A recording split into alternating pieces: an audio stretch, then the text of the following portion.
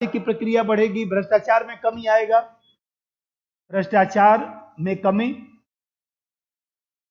अब मान लीजिए एग्जाम में आपके पास समय नहीं है, 1 ही मिनट बचा हुआ है, 2 ही मिनट बचा हुआ है, कोई बात नहीं, चार्ट बना के छोड़ दीजिए, तब भी जो है 10 में आपको कुछ नहीं तो मान लीजिए 3-4 नंबर तो मिल ही जाएगा। फिर हम लोग अगले वीडियो में जो है इसके आगे का प्रश्न लेंगे। सभी लोगों का धन्यवाद। यूपी पीसीएस 2023 में जो भी प्रश्न आया हुआ है उन प्रश्नों की श्रृंखला हम लोग कर रहे हैं। उसी में ये जो है 5वां प्रश्न जो है जो आया हुआ है कि transparency and accountability are complementary to each other.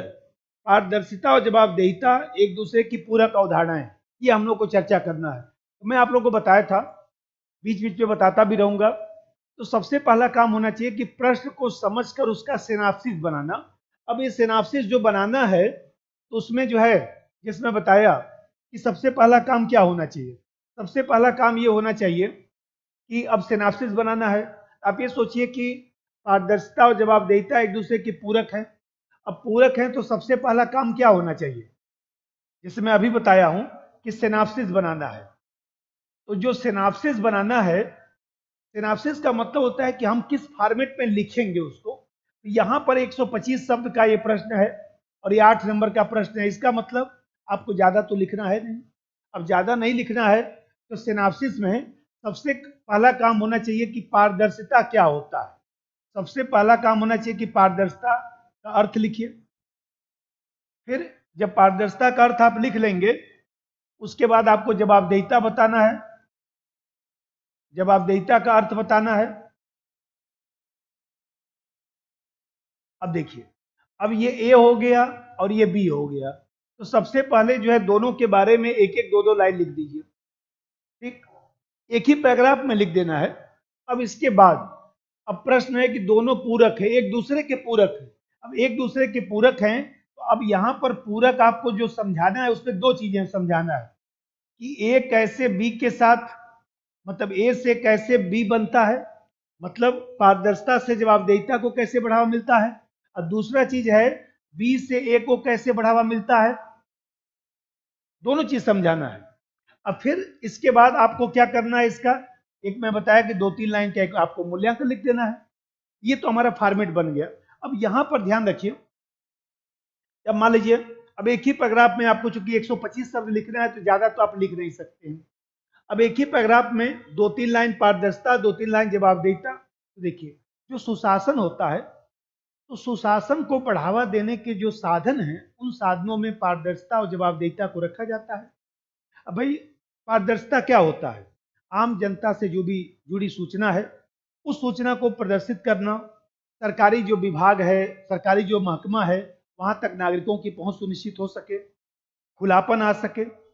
और इसके लिए विकेंद्रीकृत जो प्रणाली है, जन शिकायत निवारण जो प्रणाली है, या कानून प्रक्रिया का जो सरल होना है, जैसे आरटीआई है, जैसे मान लीजिए विसल ब्लोअर है, इस तरह की चीजों को, जैसे मान लीजिए आप लोग पढ़ते हैं कि कोड ऑफ कंडक्ट, इन सब चीजों को बढ़ावा दिया जाता है। तो ये जो है आम जनता से जुड़ी सूचना को प्रदर्शित करना, कुछ भी आम जनता से छुपाया न जाए, इस चीज को हम लोग पारदर्शिता कहते हैं। अब 2 लाइन आपने पारदर्शिता के बारे में लिख दिया। और सबसे पहला लाइन क्या लिखेंगे कि सुशासन को बढ़ावा देने के ये दोनों साधन है। और 2-3 लाइन पारदर्शिता के बारे में लिखेंगे। अब फिर उसके बाद जो है 2-3 लाइन जवाबदेहिता के बारे में लिखेंगे। ये बताइए, अब थोड़ा सा पहले समझिए जवाबदेहिता। अब यहां पर जवाबदेहिता जो समझेंगे तो ऐसे समझिए थोड़ा सा। देखिए, जो बड़ा गोला है, ये बड़ा गोला जो है जवाबदेहिता है। ये जवाबदेहिता है, इसको हम बोलते हैं अकाउंटेबिलिटी।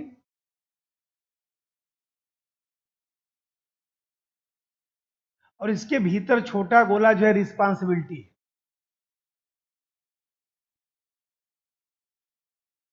उत्तरदायित्व।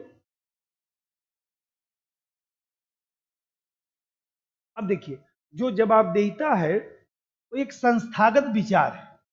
ये जो है संस्थागत विचार है, ये सामूहिक विचार है, समूहगत विचार है। और ये जो रिस्पांसिबिलिटी होता है, जो छोटी अवधारणा है, सीमित अवधारणा है, यह जो है व्यक्तिगत अवधारणा है। यह व्यक्तिगत है, इसका मतलब ये सीमित अवधारणा हो गया। और ये अकाउंटेबिलिटी क्या हो गया, ये व्यापक अवधारणा हो गया। अब यहां पर आप देख रहे हैं कि जो संस्थागत अवधारणा है, तो जो संस्थागत कोई भी अवधारणा होगा तो क्या होगा, एक वैधानिक विचार रखेगा। तो जवाबदेहिता जो है वह वैधानिक अवधारणा है, कानूनी अवधारणा है। और ये एक प्रकार से कह सकते हैं कि नैतिक विचार है, नैतिक अवधारणा है। तो हम लोग को जवाबदेहिता के बारे में 2 लाइन लिखना है, इसके बारे में नहीं। अब जैसे समझिए, हम लोग जो है जब जवाबदेहिता की बात करते हैं, तो जो सार्वजनिक जो कार्य किया जा रहा है उसमें उत्तरदायित्व सुनिश्चित होना चाहिए। तो जो संस्थागत जो सार्वजनिक कार्य किया जाता है, मान लीजिए सपोज करिए, जो भी सार्वजनिक कार्य किया जा रहा है उसका जो नियम है, प्रक्रिया है, वो इस तरह से बनाए जाना जिससे प्रशासन जो है आम जनता के प्रति संवेदनशील हो सके, लोकहित के दृष्टिकोण से जो है प्रशासन निर्णय ले सके, सार्वजनिक कार्य करने के लिए प्रशासन को मजबूर किया जा सके। कोई प्रशासनिक कार्य में गलती होती है तो ऐसी दिशा में जो भी अधिकारी है, जो भी कर्मचारी है, जो भी संस्थाएं हैं, उसको हम दोषी ठहरा सके। ऐसी जो अवधारणा है उसको हम लोग जो है जवाबदेहिता कहते हैं। तो मैं बताया, ये जवाबदेहिता एक व्यापक अवधारणा है, संस्थागत अवधारणा है। इसका मतलब कि कोई भी संस्था है तो निश्चित समय सीमा के भीतर जो है जो भी संसाधन उपलब्ध हैं उससे जो है कार्य को सुनिश्चित करना, उसको निश्चित तरीके से कार्य को करना। इसीलिए जो सरकारी जो क्षेत्र होता है उसमें वर्टिकल अकाउंटेबिलिटी भी होता है और हॉरिजेंटल अकाउंटेबिलिटी भी होता है। दोनों तरह का अकाउंटेबिलिटी होता है। जैसे मान लीजिए सरकारी विभाग के जो अधिकारी हैं अपने उच्च अधिकारियों के प्रति जो है जवाबदेह होते हैं और साथ ही साथ जनता के प्रति भी जवाबदेह होते हैं। तो आप देख रहे हैं कि दोनों तरह का जो है अकाउंटेबिलिटी होता है। अब सरकारी महकमा क्या करता है, सरकारी महकमा स्वास्थ्य है, शिक्षा है, पेयजल है, इन सब चीजों के कार्यक्रम को लागू करता है। इन सब कार्यक्रमों को तर्कसंगत तरीके से लागू करना, जो भी निर्धारित नियम है, मैं बताया कि अकाउंटेबिलिटी एक तरह से वैधानिक है। जब वैधानिक है तो जो भी वैधानिक कार्य किया जाता है उसके लिए कुछ नियम होता है, कुछ लिमिटेशन होता है। उस नियम और सीमाओं में रहते हुए कार्य को संपन्न करना, जो भी आचरण का नियम निर्धारित किया गया है, जो भी दायित्व का निर्धारण किया गया है, उसको जो है पूरा करने का प्रयास करना। जो भी सामाजिक भावना है, जो समाज का जो हित है, उसको जो है पूरा करने का प्रयास करना, इस तरह की जो अवधारणा है उसको हम लोग जवाबदेहिता कहते हैं।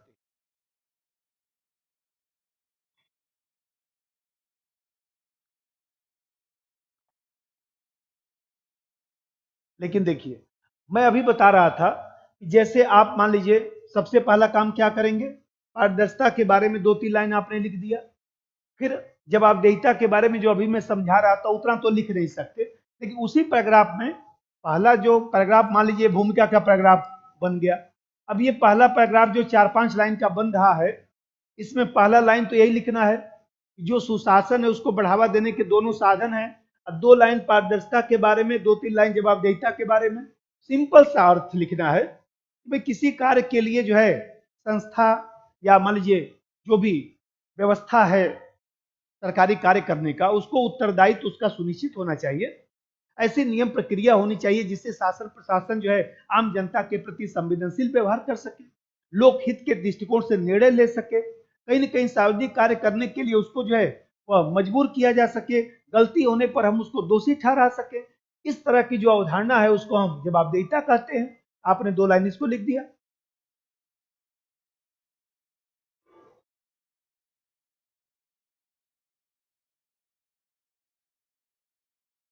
अब मैं बताया कि अब यहाँ पर ये ध्यान रखना है हम लोगों को कि आपने पारदर्शिता के बारे में लिख दिया, जवाबदेहिता के बारे में लिख दिया।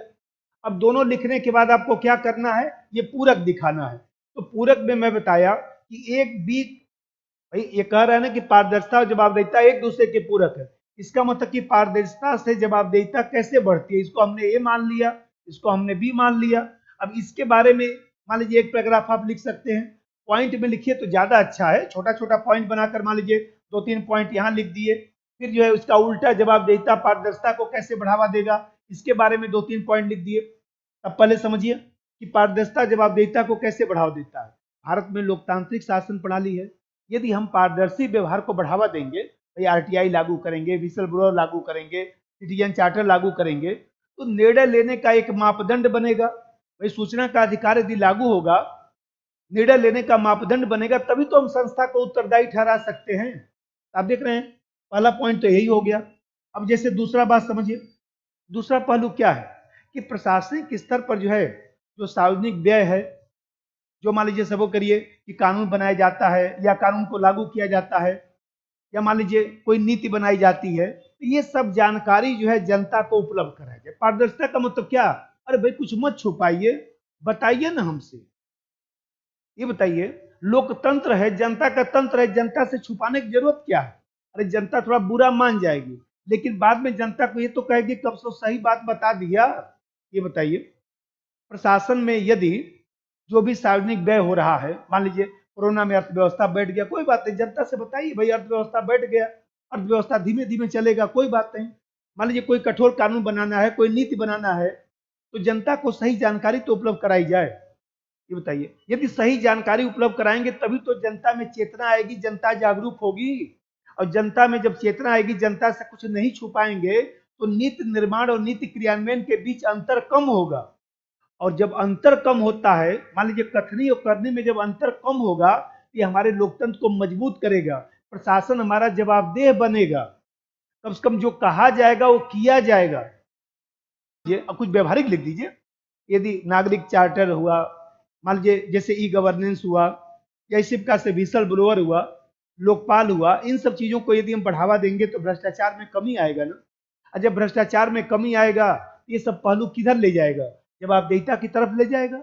ऐसे मान लीजिए पैराग्राफ में भी आप लिख सकते हैं, पॉइंट में लिखिए तो ज्यादा अच्छा है। अब इसी तरह से आपको जो है, अब यहां पर दिखाना है कि जवाबदेहिता जो है पारदर्शिता को कैसे बढ़ावा देगा। अब जवाबदेहिता कैसे पारदर्शिता को बढ़ावा देगा, इस पर भी आज चर्चा करिए। ये बताइए, अब इस वाले पोर्शन को हम लोग समझते हैं B2A, इसको हमने ए मान लिया, इसको हमने बी मान लिया, तो बी कैसे अब ए को बढ़ावा देगा, ये बताइए। वैश्वीकरण से प्रशासन के कार्यक्षेत्र में विस्तार हुआ है, प्रशासन में जटिलता भी आ गया है, कार्य का बोझ भी बढ़ गया है। यदि हम लोग जवाबदेहिता को लागू करेंगे, जवाबदेहिता से यदि कार्य करने का प्रयास करेंगे, तो समयबद्ध तरीके से कार्य संपन्न होगा। और समयबद्ध तरीके से कार्य संपन्न होगा तो जो पारदर्शी व्यवहार जिसको कहा जाता है। अब दूसरा बात समझिए, जैसे मान लीजिए हमने कहा कि आप देखते हैं कि हम लोग क्या आजकल विकास प्रशासन को बढ़ावा मिलता है। विकास प्रशासन का मतलब होता है कि ऐसा प्रशासन जो अपने परंपरागत कार्यों से आगे जाकर सामाजिक आर्थिक न्याय की अवधारणा को लागू करने का प्रयास करता है, आम जनता की सेवा करने वाली संस्था के रूप में कार्य करता है, कहीं न कहीं प्रक्रियागत व्यवहार के साथ लोक कल्याणकारी कार्यों को संपन्न करने लगता है। तो ऐसे प्रशासन को हम लोग जो है विकास प्रशासन कहते हैं। ये बताइए कि पिछले दशकों में विकास प्रशासन को बढ़ावा मिला। यदि हम जवाबदेहिता को बढ़ावा देना शुरू कर देंगे, तो जवाबदेहिता से प्रबंधकीय गुणों का विकास होता है, और जहां पर प्रबंधकीय गुण का विकास होता है, वहीं पर हमारा लोकतंत्र मजबूत होता है, और वही प्रबंधकीय गुण ही जो है पारदर्शी व्यवहार को बढ़ावा भी देता है। मान लीजिए इसी में तीसरा पॉइंट भी लिख दिए। अब जैसे समझिए, भारत में संसदीय व्यवस्था है, गठबंधन सरकार भी बन सकती है, भाई जनप्रतिनिधि जो है निराशाजनक व्यवहार भी करते हैं। ये बताइए, जनप्रतिनिधि अपने क्षेत्र में जाते भी नहीं, मान लीजिए सही से संसद में प्रश्न भी नहीं पूछते हैं। ये बताइए, यदि हम लोग जवाबदेहिता बढ़ाने का प्रयास करेंगे, समय से संसदीय समितियों की बैठक होगी, प्रश्न पूछा जाएगा, विधेयकों पर चर्चा होगा, जवाबदेही प्रवृत्ति बढ़ेगा, तो जनता का विश्वास सरकार पर बढ़ेगा। जनता का विश्वास जो है वो देखा जाए तो विश्वास बहाली की प्रक्रिया मजबूत होगी। यदि विश्वास बहाली की प्रक्रिया मजबूत होगी, तो ये हमारे लोकतंत्र और पारदर्शी व्यवहार के लिए जो है उत्प्रेरक का कार्य करेगा। ऐसे आपने मन किया तो एक पैराग्राफ लिखे, मन किया तो छोटा छोटा पॉइंट बनाकर 3 पॉइंट इधर लिखे, 3 पॉइंट इधर लिखे। अब इसके बाद मैं बोला कि चूंकि ज्यादा लिख नहीं सकते, तो थोड़ा सा 2-3 लाइन का मूल्यांकन भी लिख देना है। अभी बताइए, हम कह सकते हैं कि पारदर्शिता जवाबदेहिता जो है एक ही सिक्के के दो पहलू हैं। जिसको आप पारदर्शिता कह रहे हैं वही जवाबदेहिता है, जिसको आप अधिकार कहते हैं वही तो कर्तव्य है। मान लीजिए हमारा अधिकार है कि मैं 100 साल तक जिंदा रहूं, तो हमारा कर्तव्य है कि सुबह उठकर हम कुछ योगा वोगा करें, सुबह उठकर कुछ घूमे टहलें, उल्टा सीधा जो है न खाएं। ये हमारा कर्तव्य भी तो बनता है। आप लोग सोचते हैं कि मैं आईएएस अधिकारी बन जाऊं, पीसीएस अधिकारी बन जाऊं, तो आपका कर्तव्य नहीं होता है 8-10 घंटा पढ़िए। तो अधिकार और कर्तव्य जिस तरह से एक ही सिक्के के दो पहलू हैं, उसी तरह से पारदर्शिता और जवाबदेहिता भी एक ही सिक्के के दो पहलू हैं। दोनों जो है सुशासन को बढ़ावा देते हैं। अब उसी में 1-2 लाइन जैसा सुझाव लिख देंगे, लेकिन इसको बढ़ावा देने के लिए जो आरटीआई है उसको मजबूत करना पड़ेगा, सिटीजन चार्टर को मजबूत करना पड़ेगा, विसल ब्लोअर प्रोटेक्शन जो एक्ट है उसको मजबूत करना पड़ेगा। तो ये सब भारत में मजबूत होगा, तभी हमारा सुशासन बढ़ पाएगा और तभी पारदर्शिता और जवाबदेहिता को बढ़ावा मिल पाएगा। अब देखिए, कभी कभी एग्जाम में समय कम होता है। जब समय कम होता है तो फिर आप चार्ट भी बना सकते हैं। जैसे मान लीजिए आपके पास समय कम है, अब समय कम है तो आप क्या करेंगे? अब समय कम है तो सबसे पहला काम क्या है? जैसे मान लीजिए ये पारदर्शिता है, अब ये पारदर्शिता है, पारदर्शिता से ही जो है वो जवाबदेहिता जुड़ा हुआ है, पारदर्शिता से जवाबदेहिता जुड़ा हुआ है। अब दोनों एक दूसरे के क्या हो गए? ये पूरक हो गए। अब जब दोनों एक दूसरे के पूरक हो गए, ये बताइए, अब यहां पर आप देख रहे हैं कि इन्हीं सब चीजों से तो जो है चीजें निकल रही हैं। जैसे मान लीजिए हमें कहते हैं पारदर्शिता जवाबदेहिता को बढ़ावा देने के लिए क्या चाहिए? कानून और जो प्रक्रिया है वो सरल होना चाहिए। तो कानून आबलिक प्रक्रिया सरल होनी चाहिए, प्रक्रिया का सरलीकरण, सरलीकरण। ये बताइए, अभी बताया इसको बढ़ावा देना है तो आरटीआई को बढ़ावा देना पड़ेगा, इसको बढ़ावा देना है तो सिटीजन चार्टर को बढ़ावा देना होगा, इसको बढ़ावा देना होगा तो विसल ब्लोअर को बढ़ावा देना होगा, विसल ब्लोअर प्रोटेक्शन एक्ट को मजबूत करना पड़ेगा। मान लीजिए इसको बढ़ावा देना होगा तो सोशल ऑडिटिंग को मजबूत करना होगा, सोशल जो ऑडिटिंग है, सोशल ऑडिटिंग को मजबूत करना पड़ेगा। सामाजिक अंकेक्षण जो मनरेगा में चलता है कि जनता से क्या छुपाया जाए, जो भी पैसा खर्चा हुआ जनता रजिस्टर देख सकती है। आइए बताइए, विकेंद्रीकरण को बढ़ावा दिया जाए, विकेंद्रीकरण को बढ़ावा दिया जाए। या मान लीजिए सपोज करिए, अभी मैं बता रहा था कि हम लोग यदि ये सब चीज बढ़ावा दे रहे हैं तो सबसे बड़ी बात यह है कि हम लोग जो है, जैसे मान लीजिए ये चार्ट हम लोग बनाए, उसमें चीजों को लिख दिए, उसको जैसे मान लीजिए लोकपाल है, तो लोकपाल भी तो वही है, या लोकायुक्त, ऐसे आप बना दिए कि दोनों सब आपस में एक दूसरे से मिले हुए हैं, इसका संबंध इससे है और इसका संबंध इससे है, और मान लीजिए ये सब दोनों आपस में मिलकर कार्य करेगा, इसका कुछ परिणाम भी निकलेगा। इसका परिणाम निकलेगा तो परिणाम क्या निकलेगा? अभी बोला हूं, ये बताइए कि सुशासन बढ़ावा मिलेगा, अभी बोला हूं कि प्रबंध की क्षमता मजबूत होगा, प्रबंध की क्षमता बढ़ेगा। अभी समझा रहा था कि नीति निर्माण और नीति क्रियान्वयन में अंतर समाप्त होगा, सिद्धांत और व्यवहार का अंतर समाप्त होगा, सिद्धांत तथा व्यवहार का अंतर समाप्त होगा। फिर अभी बताया विश्वास बहाली की प्रक्रिया बढ़ेगी, भ्रष्टाचार में कमी आएगा, भ्रष्टाचार में कमी।